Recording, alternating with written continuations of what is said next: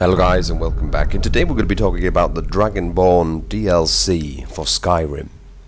So the trailer for the Dragonborn DLC has come out, and what I thought I would do is I would share some of my thoughts and maybe a little bit of analysis on what we've got. So in summary, we have a main character, the first ever Dragonborn, which actually was also the ruler of Solsthiem. The DLC itself is set in Solsthiem, and it is inhabited by the Dumner, who have set up their various structures, notably Telvanni and what appears to be Redorran structures. The DLC also features dragon mounts, which will allow players to fly on dragons, and there appears to be a few other things such as the standing stones, which featured in Blood Moon, and showing us a few new monsters. And we have a couple of examples of the new armour, bonemold or nordic. The game is going to be released on the 4th of December, and it's going to be on Xbox for 1600 Microsoft points. So we're looking at maybe £15.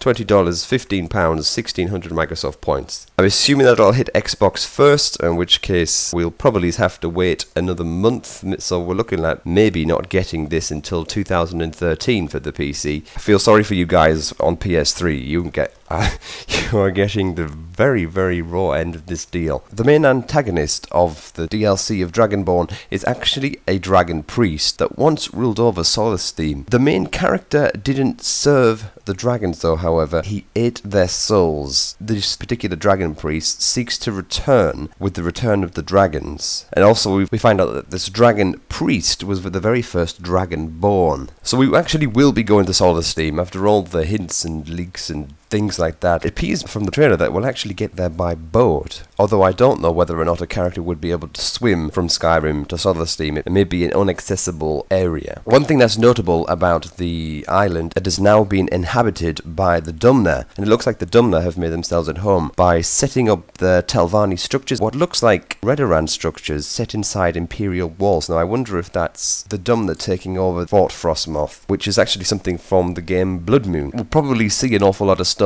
that was in Blood Moon in this Dragonborn DLC. There seemed to be some kind of, not necessarily levitation, but some sort of super high leaping. I don't think they will bring levitation into the game. They took the levitation spell out of the Elder Scrolls games in Oblivion, and they haven't brought it back yet. For anybody who knows anything about Telvanni Towers, you actually need levitation to get from the entrance at the bottom up to the higher levels, so it seems like they're going to give us some sort of special high jumping powers. So we've known about the dragon mounts since the data from the downloads and the patches. I don't know whether or not it will be all dragons in Skyrim. It may well be. There seems to be two different types of dragon, because if you look at this bit here, it looks more like something that a Nazgul would ride, and then if you look at this part, it looks more like a stereotypical dragon that you would find in Skyrim. But I'm very interested to see how this would actually work in the game, how fast dragon mounts fly, how high you can fly, where you'll be able to land. I'm presuming you could fly over, say, Whiterun for instance, but if you landed in it, you wouldn't get access to the area because you actually need to enter through the front gate, because if you did try doing that, you wouldn't land anything. It could be another type of fast travel, although I don't know why they would do that. So perhaps there is some mechanic behind the mounted dragons, but I think that we'll have to find out a little bit more. But next we've got the standing stones, which is actually a very interesting and key sort of link to the old Blood Moon game. However, I think what there seems to be is some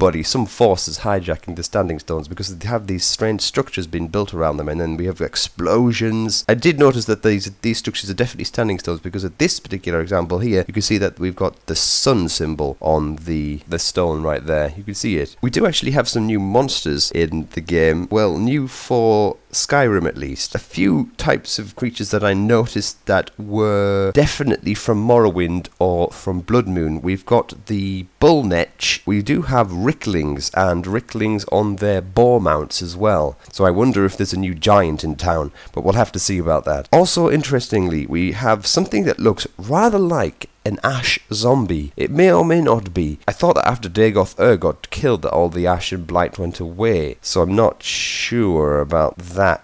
Although if you were infected by the Corporus disease, you were like that forever. So I'm not certain, but it does look like some sort of zombie at least. And then we have a weird sort of sprigging creature here. Moving on to the armor, we have bonemold armor, but not a very good example. They don't really show you very much in the trailer, although the Nordic armor we do actually get to see a little bit more of, as you can see here, and here, and here, Anyway, that's all the information that I've got at the moment for the Dragonborn DLC. I hope you found this informative, and I'm very appreciative of your audience. If you aren't already subscribed, I'd recommend that you do so. If you are subscribed, thank you very much for staying along. When we come back though, guys, we'll have more Dragonborn, more Skyrim, and more information about games, but that'll be for then, guys. So until then, stay safe, take care of yourself.